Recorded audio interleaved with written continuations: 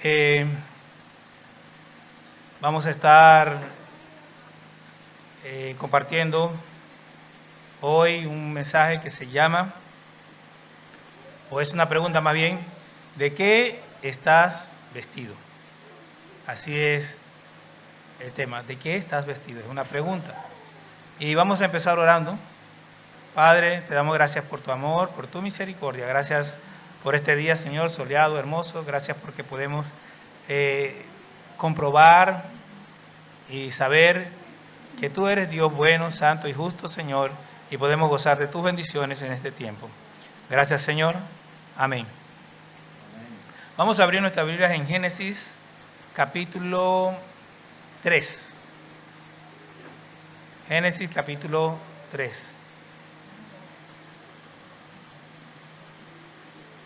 Génesis, capítulo 3, versículo 21.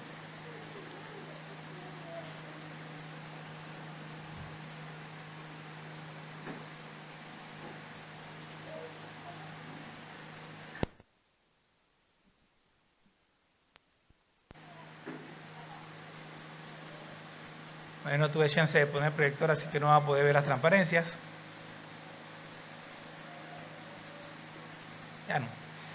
El mensaje, como dice, se llama ¿de qué estás vestido? Y en Génesis capítulo 3, versículo 21, dice, y Jehová Dios hizo al hombre y a su mujer túnicas de pieles y los vistió. Estamos hablando de Adán y Eva, después que pecaron, después que el Señor dio sentencia de que hubo la maldición a la tierra y todo lo demás. Entonces, hay una pregunta, o sea, la pregunta es ¿de qué estás vestido?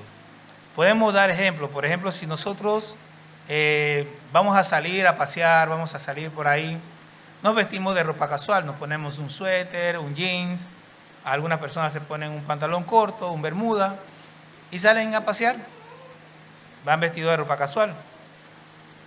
Pero si queremos hacer, por ejemplo, ejercicio, nos ponemos ropa de ejercicio. Actualmente la ropa de ejercicio está hecha de un material especial para que uno sude más o sude menos, no sé cómo es la cosa. El asunto es que la ropa está hecha de materiales especiales para que uno pueda, como se dice, nuestro cuerpo pueda aprovechar mejor el ejercicio. Y si en otra ocasión vamos a trabajar, nos vamos a vestir de ropa de trabajo. Por ejemplo, los abogados se ponen saco y corbata normalmente, y las mujeres se ponen una ropa, bueno, varían, trajes, blusas, chaquetas. Bueno, las mujeres nunca se sabe cómo se van a vestir, pero se visten. Y últimamente hay muchas mujeres que se visten de una manera que, bueno, que uno va al trabajo y uno pregunta realmente a esta muchacha ¿a qué vino? ¿A qué vino? O sea, porque se visten de una manera, pero bueno, uno se viste o se vestía de acuerdo a la ocasión. Actualmente, como andan las cosas, pues ya uno no sabe muy bien qué es qué. Ahora, la pregunta es, ¿de qué estás vestido? Y vamos a ir viniendo desde atrás hacia adelante. La primera pregunta es, ¿de qué estaban vestidos Adán y Eva antes de pecar? Si nos vamos a Génesis capítulo 2, versículo 25, dice, y estaban ambos desnudos, Adán y su mujer, y no se avergonzaban. Y alguno dirá, bueno, ellos no estaban vestidos. Bueno, sí estaban vestidos. Podemos llamarle diferentes formas al vestido de ellos, pero voy a llamarlo que estaban vestidos de inocencia. No había malicia, no había mentira, no había vergüenza, no había odio. Actualmente, si alguien no tiene vergüenza, no es inocente, es un desvergonzado. Pero en ese tiempo no había vergüenza. Ellos estaban los dos y de hecho actualmente es igual, porque cuando el esposo y la esposa están solos en la casa, en algunos casos, no es mi caso, pero hay parejas que cuando están solos en casa, pues andan sin ropa, andan a la libre y ellos son ellos dos y punto, no hay problema. Claro, si todo está cerrado, porque si las ventanas están abiertas, algunos se asoma, pues está viendo. Y no hay vergüenza entre marido y mujer. No hay malicia, porque en realidad no debe haber ninguna malicia entre marido y mujer. Entonces Adán y Eva estaban vestidos realmente de inocencia. Ahora, ¿de qué se vistieron Adán y Eva después de pecar? Entonces, si nosotros nos vamos a Génesis capítulo 3,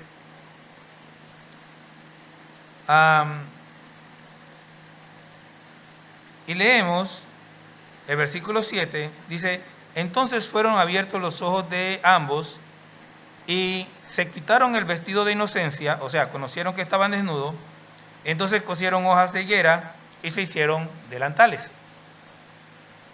El delantal estaba hecho de hojas de higuera.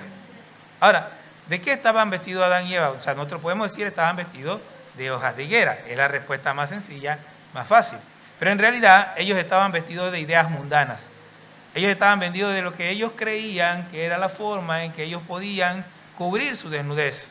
Sin embargo, las hojas de higuera, las ideas mundanas, no cubren nuestra desnudez de la presencia de Dios. No cubren nuestro pecado de la presencia de Dios. O sea, el vestido que tenía Adán y Eva era el vestido que ellos se pusieron según sus propias ideas de lo que era justo y correcto. Era lo que ellos se creyeron que tapaba su pecado, su maldad. Nosotros podemos llamar a eso de muchas maneras. Ellos estaban vestidos de la manera que ellos creían que podían ocultar su vergüenza. Estaban vestidos para justificarse delante de los hombres, delante de ella y delante de él. Porque al final, ¿quién estaba con ellos? La serpiente y ellos dos. ¿De quién estaban cubriendo su vergüenza? Adán de Eva y Eva de Adán. Entonces, nosotros, el ser humano, se viste de hojas de higuera de muchas maneras. El ser humano, por ejemplo, agarra y se hace religiones. A veces me entristece o me incomoda, creo que es la palabra más correcta, cuando la gente empieza a comparar la fe con la religión. De hecho, el ser humano, por naturaleza, es religioso. Usted puede tener una iglesia, una denominación que predica un evangelio sano, pero usted va a ver que al poco tiempo, 10 años, 20 años, usted va a ver que esa iglesia, esa misma iglesia que predicaba el evangelio sano, se va a convertir en una logia, donde se ponen reglas y si tú no cumples con las reglas te miran de una manera rara porque tú no estás cumpliendo con las reglas de la logia. Donde antes que había libertad y la gente podía llegar a esa iglesia y lo que encontraba era amor, ahora lo que encuentran es juicio. Eso lo hemos visto muchas veces. Nosotros hemos visto mucha gente que llega a la iglesia y que estos que están en la iglesia, que antes estaban perdidos, ahora cuando entra el perdido, lo miran como si fuera un bicho raro. Y no se acuerdan de cuál era la condición que ellos tenían cuando llegaron a la iglesia. El vestido mundano es un vestido de juicio. La gente se viste con lógica, pensando, bueno, que sus ideas lógicas, algunos se visten de ciencia, pensando que su ciencia es suficiente para, digamos, estar justificados, para estar bien. Pero la lógica no es suficiente delante de Dios. La religión no es suficiente delante de Dios. La filosofía no es suficiente delante de Dios. El ateísmo es necedad delante de Dios. La Biblia dice, el necio en su corazón no hay Dios. Por lo tanto, los agnósticos y los ateos son gente necia. Y de verdad yo no puedo creer, o sea, lo más necio que hay en este planeta es decir que no hay Dios. Yo puedo entender que alguien no cree en Jesucristo. Yo puedo creer que alguien no crea que Jehová es Dios. Yo eso lo puedo entender. Lo que no puedo entender es que alguien quiera decir que nosotros vinimos de la nada. Que de repente apareció la tierra y que poco a poco se fue formando. O sea, ¿a qué loco le cabe en la cabeza? O sea, usted agarra una imagen del cuerpo humano donde le quitan toda la parte del frente y usted ve los pulmones, el corazón, el estómago, el páncreas, el hígado, los riñones, los intestinos gruesos y delgados. Y usted ve, y yo no sé si usted lo ha visto alguna vez, pero ¿a usted le parece que eso está en desorden? ¿Quién ordenó eso? ¿Usted cree que puede haber un orden sin que alguien lo haya ordenado? Y ni hablar del ADN.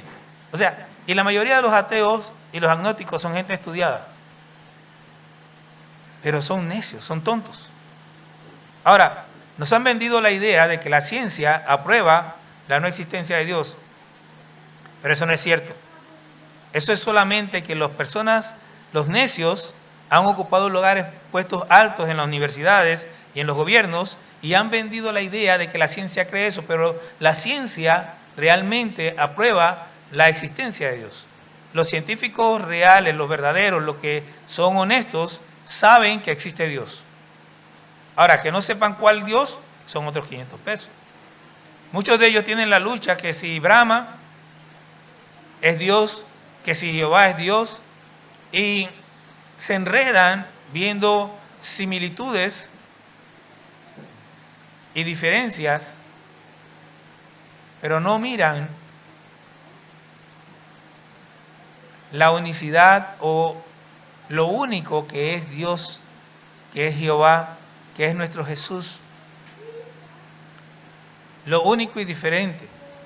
No hay Dios como nuestro Dios. No hay Dios que haga las cosas que nuestro Dios ha hecho. No hay ninguno que se pueda comparar. Pero el necio no puede ver eso. Y el ciego tampoco. De esta gente era la que hablaba Jesús cuando dijo, ahora porque dicen que vemos, entonces su pecado permanece. Porque se creen muy sabios. Y ellos mismos establecen parámetros que después no quieren reconocer que la Biblia y que Jesucristo los cumplen todos. Ellos mismos establecen parámetros para decidir qué es auténtico y qué no lo es. Pero cuando lo aplican a la Biblia y cuando lo aplican a Jesucristo, entonces no quieren reconocer estos mismos parámetros que ellos establecieron. Quiero que sepa algo, cuando nosotros hablamos, por ejemplo, de hermenéutica, que es el estudio de la palabra de Dios, no es una hermenéutica diferente a la que usa el mundo. No es una hermenéutica diferente a la que se usa para poder estudiar los libros de la Ilíada o la Odisea, que son libros de literatura clásica antigua. Es lo mismo que se aplica a la Biblia. Pero ellos no son capaces de ver que la Biblia supera a todos esos libros. No quieren verlo, simplemente. Y como dice el dicho, no hay peor ciego que el que no quiere ver. Entonces, el problema es que cuando nosotros nos vestimos de idea mundana, nosotros bloqueamos totalmente nuestro entendimiento. Nuestro pecado permanece. Y nosotros no lo vemos, pero Dios lo ve con mucha claridad. Nosotros creemos que somos muy sabios y muy inteligentes porque somos grandes filósofos, grandes científicos, grandes matemáticos, grandes inventores, pero no nos damos cuenta que lo que somos es necios y pecadores delante de Dios, porque nuestro entendimiento y nuestro corazón nos engañan. ¿De qué estaban vestidos Adán y Eva cuando salieron del paraíso? Cuando Dios, antes de echarlo. Dice el versículo 21 que ya leímos. Y Jehová Dios hizo al hombre y a su mujer túnicas de pieles y los vistió. ¿Y qué son estas túnicas de pieles? Bueno, es un vestido temporal. Es un vestido según la idea de Dios de lo que es justo y correcto. Es un vestido que Dios hizo para cubrir el pecado. Ellos se vistieron de cobertura de pecado o de vestido que cubre el pecado. Es el sistema que Dios estableció, que después le dio al pueblo de Israel como sacrificio para cubrir el pecado, para que los pecados de la gente fueran perdonados o pasados por alto en el momento que hacían estos sacrificios, que reconocían su pecado y venían delante de Dios haciendo el sacrificio de buena manera. Pero como vimos el domingo, llegó el momento en que ellos empezaron a a traerle a Dios lo que no servía. En lugar de traer lo mejor, traían a Dios lo que no servía, como si Dios fuera cualquier cosa, como si Dios fuera cualquier imagen o cualquier santito por ahí. En cambio, Dios exige lo mejor. Cuando Adán y Eva estaban en el paraíso, Él, para mostrarle la forma en que ellos debían hacer para cubrir su pecado, y mató un becerro y lo cubrió con la piel de ese animal. Entonces, cubrió el pecado, y cuando este pecado es cubierto por el sacrificio, o era cubierto por el sacrificio en el Antiguo Testamento, entonces estaban vestidos para quitar la vergüenza. Ya no nos avergonzábamos delante de Dios porque nuestro pecado había sido perdonado, había sido limpiado, estaba cubierto por el sacrificio. Simbólicamente, la piel de ese animal que se había matado, de cual la sangre se había derramado, estaba cubriendo a esa persona y su pecado era quitado o era cubierto. Estaban vestidos para justificar sus pecados delante de Dios. Además de eso, el pecado de ellos era justificado, que significa que eran hechos justos delante de Dios por medio de ese sacrificio. De tal manera que, de nuevo, es como lo que hizo Dios en el paraíso. Al matar ese animal, simbólicamente la piel, es como si la piel de ese animal cubriera todo el cuerpo de esa persona, y ya Dios no veía el pecado, sino que veía simbólicamente la piel de ese animal, que ya sabemos nosotros todos lo que eso significa, pero que lo vamos a ver más adelante.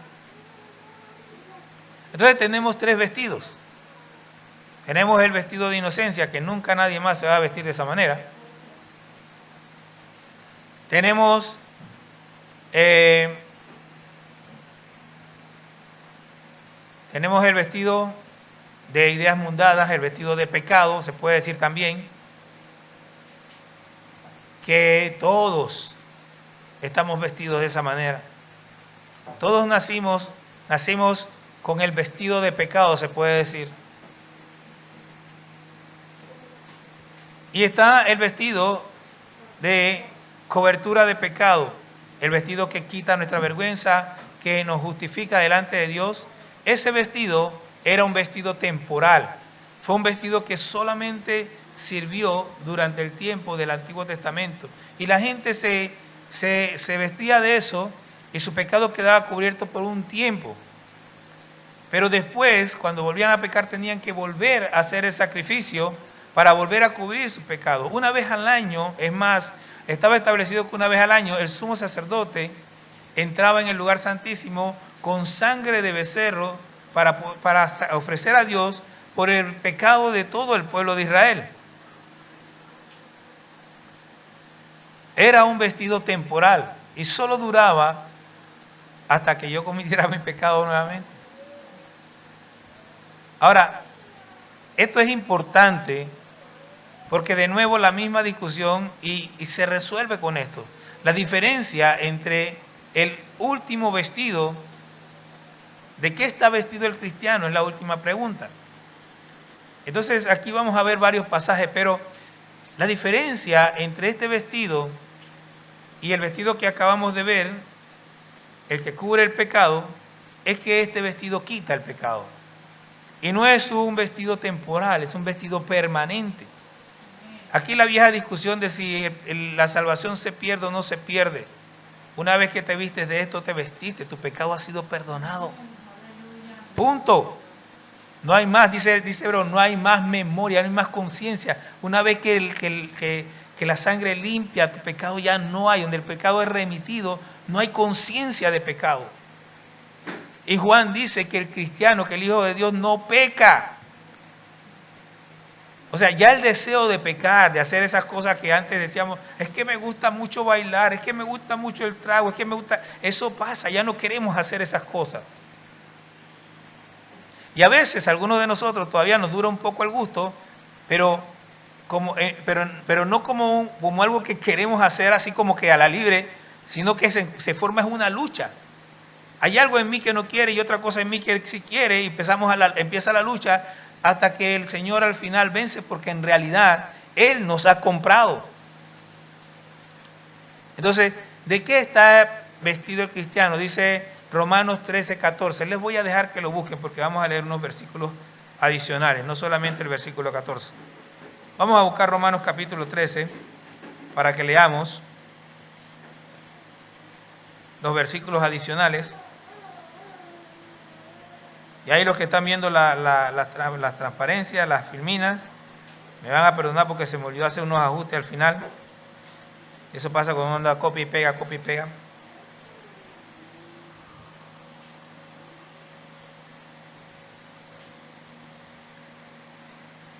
Romanos capítulo 13, versículos 13 y 14 dice: andemos como de día, honestamente, no en glotonerías y borracheras, no en lujurias y lascivias, no en contiendas y envidias, sino vestidos del Señor Jesucristo, y no proveáis para los deseos de la carne.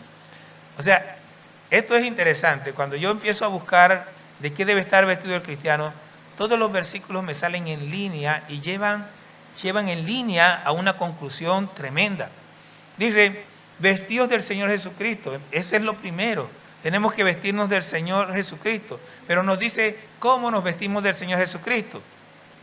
Bueno, el versículo 13 nos dice que andemos honestamente. Dice que no andemos en glotonerías ni borracheras. O sea, está hablando de dos excesos: el exceso de alimento y el exceso de alcohol. Dice también que no andemos en lujuria ni en lascivias. Y de nuevo, estamos hablando de dos excesos. La lujuria tiene que ver con el exceso sexual y la lascivia tiene que ver con el deseo de hacer todo tipo de cosa mala. No andemos en contiendas ni envidias. Vestidos del Señor Jesucristo, no satisfagáis para los deseos de la carne. ¿Cuáles son los deseos de la carne? Glotonería, borrachera, lujuria, lascivia, contiendas, envidias. No satisfagáis, no le des corrienda suelta a la carne. Vístete del Señor Jesucristo. ¿Ok? ¿De qué debe estar vestido el cristiano? Efesios 4:24.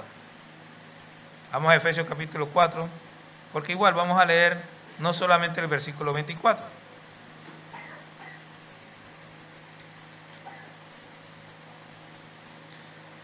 Efesios capítulo 4, versículo 23. Nos vamos al 22. En cuanto a la pasada manera de vivir, despojaos del viejo hombre, que está viciado conforme a los deseos engañosos, y renovaos en el espíritu de vuestra mente, y vestíos del nuevo hombre, creado según Dios, en la justicia y santificación de la verdad. Por lo cual, desechando la mentira, hablad verdad, cada uno con su prójimo, porque somos miembros los unos de los otros. Airaos, pero no pequéis, no se ponga el sol sobre vuestro enojo, ni deis lugar al diablo. El que hurtaba, no hurte más, sino trabaje haciendo con sus manos lo que es bueno, para que tenga que compartir con el que padece necesidad. Ninguna palabra corrompida salga de vuestra boca, sino la que sea buena para la necesaria edificación, a fin de dar gracia a los oyentes. Y no contristéis al Espíritu Santo de Dios, con el cual fuisteis sellados para el día de la redención. Quítese de vosotros toda amargura, enojo, ira, gritería y maledicencia y toda malicia. Antes, sed benignos unos con otros, misericordiosos, perdonando unos a otros, como Dios también os perdonó a vosotros en Cristo Jesús. Tenemos que vestirnos del nuevo hombre. Pero lo primero es que dice el versículo 23. Primero, pero el versículo 22, tenemos que despojarnos del viejo hombre. ¿Qué hace el viejo hombre? Toda esa lista de cosas que aparecen allá abajo. Tenemos que renovarnos, dice, renovados en el espíritu de nuestra mente. Tenemos que cambiar la manera de pensar. Dejar de pensar en las cosas que antes pensábamos. Tenemos que dejar de pensar, ay, es que no puedo, ay, es que me gusta, ay, que no sé qué. No, cambia. Y empieza a decir, no, esto a mí realmente no me gusta. Es el corazón el que me está engañando, es la carne que me está jalando, pero mi espíritu, mi vida pertenece a Dios y yo quiero hacer lo que agrada a Dios. Por lo tanto, esto lo voy a dejar. Vístete del nuevo hombre, que según Dios, o sea, creado según Dios en la justicia y en la santidad de la verdad. O sea, el nuevo hombre, primero, es justo, es santo y es verdadero. O más bien dicho, es justo y santo porque anda en la verdad de Dios.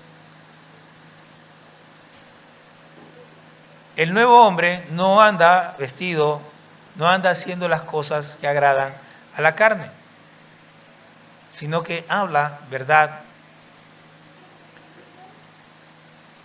Para saltarme toda esa lista de cosas negativas que ustedes pueden leer en otro momento, nos vamos al versículo 32. Sed benignos unos con otros, este es el nuevo hombre, misericordiosos, perdonándoos unos con otros, como Dios también os perdonó a vosotros en Cristo Jesús. ¿De qué debe estar vestido el cristiano? Efesios 6:11.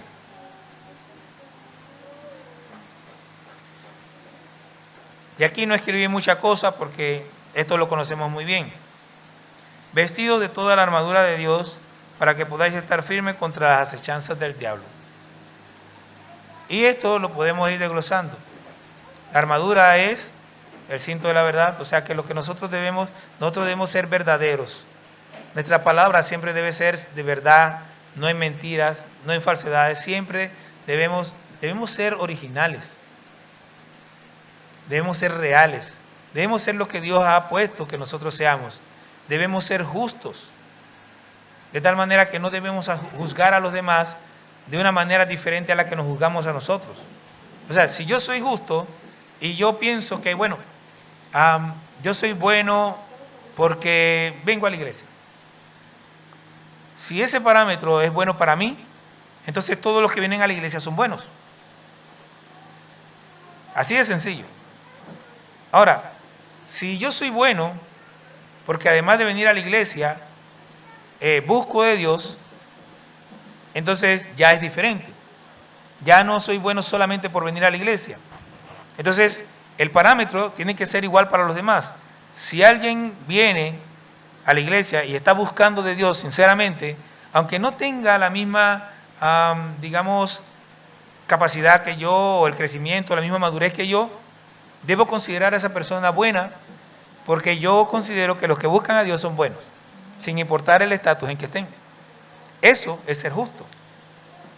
Ahora, dice que debemos calzarnos, debemos compartir el evangelio. Mira la vestidura es hablar verdad, o vivir en verdad, o ser verdadero y ser justo, pero también compartir el evangelio. Esa es parte. Si usted no está compartiendo, si nosotros no compartimos el evangelio en las oportunidades que tenemos, estamos descalzos, espiritualmente descalzos.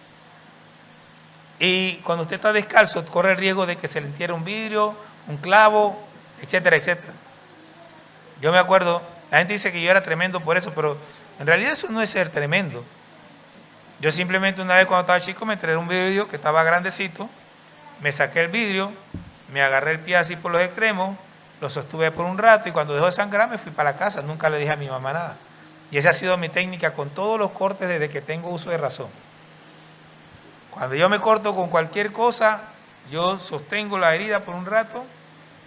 Por aquí tengo una, que me dicen estudiar con un machete, porque bueno, el que es torpe es torpe. Entonces, pero ahí está, ahí cerró. Entonces,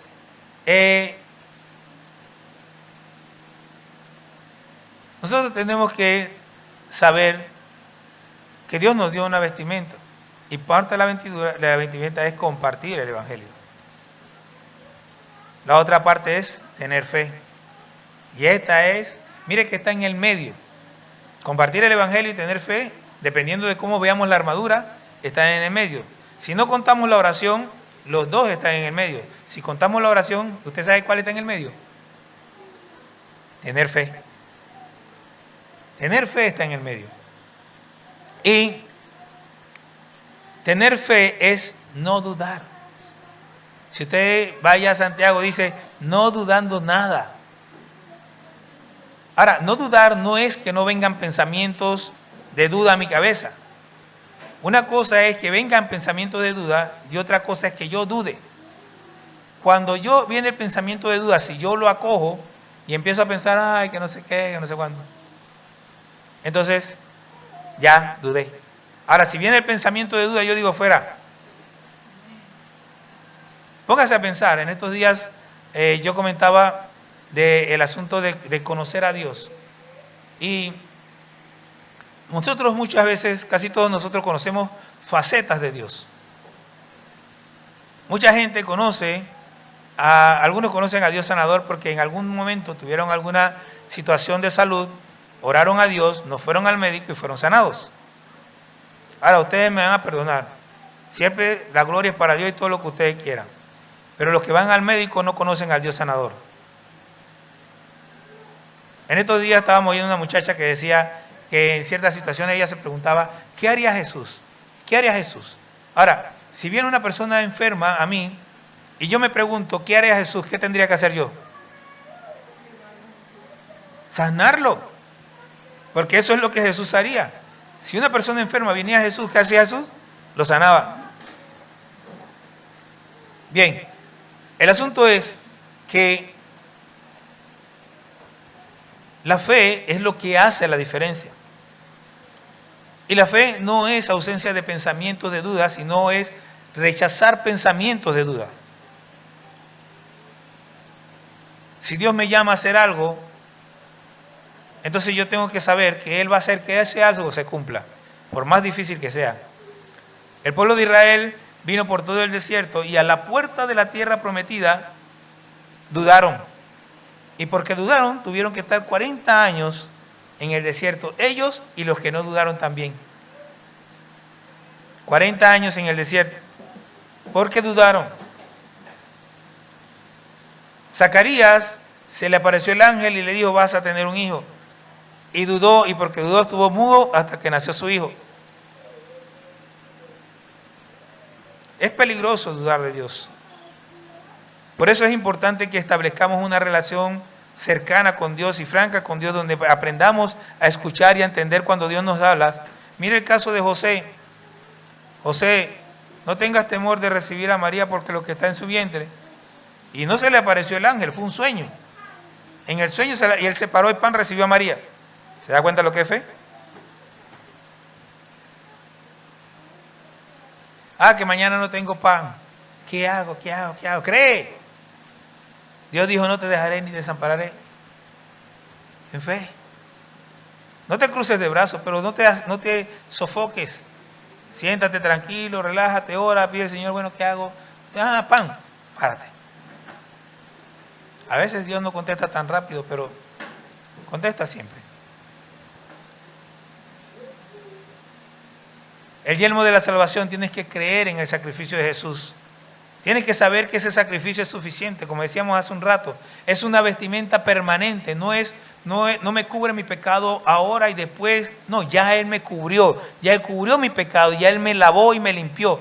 Mire, la Biblia dice en 1 Juan 1:9 que el que confiesa su pecado, Dios es fiel y justo para perdonar su pecado y limpiarlo de toda maldad. No para perdonar su pecado y volver a perdonar su pecado y volver a perdonar, no, para perdonarlo y limpiarlo de toda maldad. El sacrificio de Cristo es una vestimenta que nos cubre para siempre. La espada del Espíritu es estudia la palabra, vive la palabra. Estudia la palabra, vive la palabra, aplícala a tu vida. Si aplicamos la palabra a nuestra vida, el diablo no tiene ningún chance. No tenemos que estar reprendiendo y echando fuera demonios. No, él no tiene chance. Porque Dios está cuidándonos. Y suponiendo que nos pasara como a Job, que Dios permitiera. Usted ya tiene el ejemplo de Job, ya usted sabe que Dios lo permitió. Quédese tranquilo y espere. Que Dios en su momento va a extender la mano y va a quitar el yugo de usted.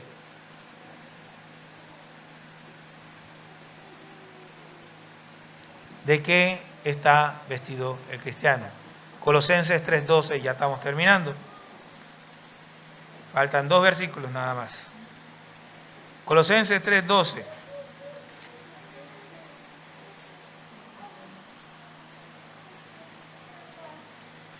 Vestidos pues como escogidos de Dios, santos y amados, de entrañable misericordia, de benignidad, de humildad, de mansedumbre, de paciencia, soportándoos unos a otros y perdonándoos unos a otros. Si alguno tuviere queja contra otro, de la manera que Cristo perdonó, así también hacedlo vosotros.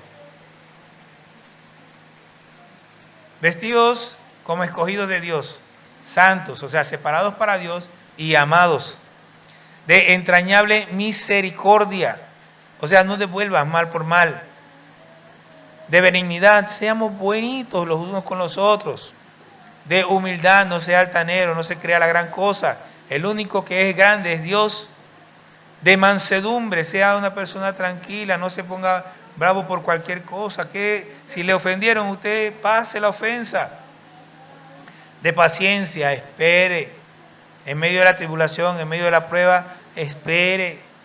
Dios está ahí trabajando para usted, espere.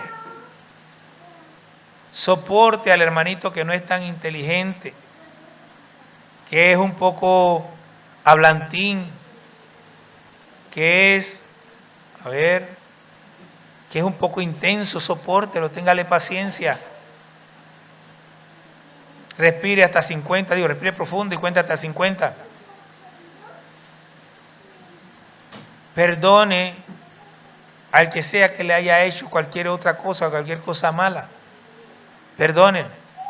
Perdonémonos unos a otros. Y finalmente, sobre todas estas cosas, vestidos de amor, que es el vínculo perfecto. Colosenses 3:14. ¿Y por qué es el vínculo perfecto? ¿Por qué el amor es el vínculo perfecto? El amor es el vínculo perfecto porque todo lo perdona, todo lo sufre, todo lo cree, todo lo soporta. No tiene envidia, no guarda rencor. Es el vínculo perfecto porque una vez que uno ama a una persona, simple y sencillamente no puede apartarse. O sea, yo puedo alejarme físicamente, pero no voy a dejar de amar a la persona a la que yo amo. Cuando alguien me dice a mí, es que ya yo no te amo, es porque nunca me amaste, porque el amor no falta, no deja de ser. Una vez que mi corazón se engancha con el tuyo, ya no se desengancha más. Mire a David y a Jonatán. Se engancharon. Dice que Jonatán amó a David como a sí mismo. Y así como lo amó hasta la muerte. David, muerto Jonatán, dice, no queda alguien de la casa de Saúl a quien yo pueda hacer misericordia por amor a Jonatán. Una vez que uno se conecta en amor con una persona, se estrechan las relaciones y la persona queda conectada de por vida. Por eso es que el amor es el vínculo perfecto. Y la pregunta es, ¿de qué estás vestido tú? De seguro no estás vestido de inocencia, pero estarás vestido de hojas de higuera, de tus propias ideas, o de piel de animal, estás en una vida religiosa, todavía haciendo ritos y cosas tratando de agradar a Dios cuando ya eso no es necesario, o te estás vestido de Jesucristo, estás vestido de santidad. ¿De qué estás vestido tú? ¿De qué nos hemos vestido nosotros?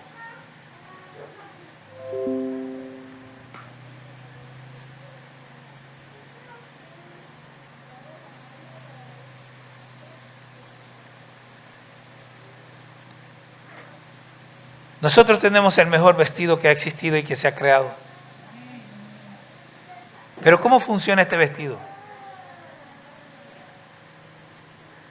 Dice Efesios capítulo 2, versículos 8 al 10. Dice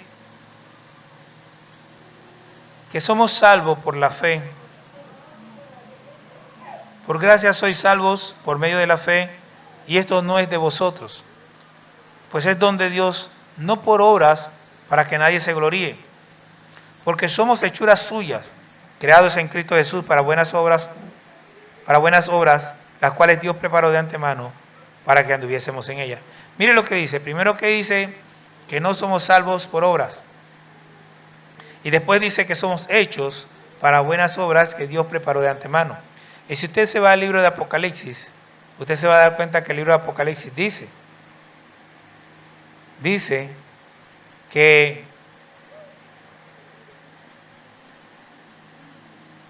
las ropas blancas, las vestiduras de santidad, son las buenas obras de los santos. Por lo tanto, vestirse de santidad es vestirse de buenas obras. Vestirse de Cristo es vestirse de buenas obras. Vestirse del nuevo hombre es vestirse de nuevas obras. Vestirse con la armadura de Dios es vestirse de buenas obras. Pero no cualquier buena obra, sino las obras que Cristo, que el Señor preparó de antemano para que nosotros andemos en ellas. De nuevo, ¿de qué estás vestido tú? Si no estás vestido de santidad, te lo digo desde ya, estás desnudo. Si no estás vestido de Cristo, estás desnudo. Si no estás vestido del nuevo hombre, estás desnudo. Si no te has puesto la armadura de Dios, estás desnudo. Y si no te has vestido de amor, estás desnudo. Si todavía no has recibido a Cristo como Señor y Salvador de tu vida, estás más que desnudo. Y hoy te invito a que tomes la decisión. Toma la decisión ahora. Mire, nosotros podemos tener todas las fórmulas, pero la fórmula ya está en tu cabeza. No necesitas que nadie ore contigo, aunque Dios puede orar contigo. Pero lo único que tienes que hacer es arrepentirte de tu pecado, reconocer que la sangre de Cristo derramada en la cruz es suficiente para limpiar tus pecados, para lavar tu pecado y limpiarte de toda maldad, y empezar a vivir para Cristo, y empezar a vivir la vida que a Cristo le agrada. Si haces eso,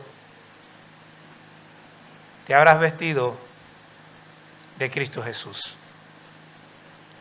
Ya no es aquel cordero que mataban, que derramaban su sangre y que su cobertura duraba hasta que pecabas de nuevo. Ahora es el Cordero de Dios que dice la Biblia que quita el pecado del mundo y que una vez que le reconoces, Él limpia tu pecado. Así que te invito a que tomes la decisión y que si todavía no has recibido a Cristo, lo hagas ahora, ahí donde estás. Reconoce que eres pecador, pídele perdón a Cristo y toma la decisión de empezar a vivir para Él. Señor, te damos gracias por tu amor y misericordia. Y te pedimos, Señor, por todas aquellas personas que todavía no le han entregado su vida a Cristo, para que tomen la decisión en este momento y empiecen a vivir para Cristo. Nos ponemos en tus manos, Señor, y te pedimos que los bendigas en el nombre de Cristo Jesús y que bendiga a cada persona que ha escuchado este mensaje y que la escuchará, Señor, para que tu palabra llegue a su corazón y tomen la decisión de vivir para ti, de vestirse de santidad, de vestirse del Señor Jesucristo. Gracias, Señor. Amén.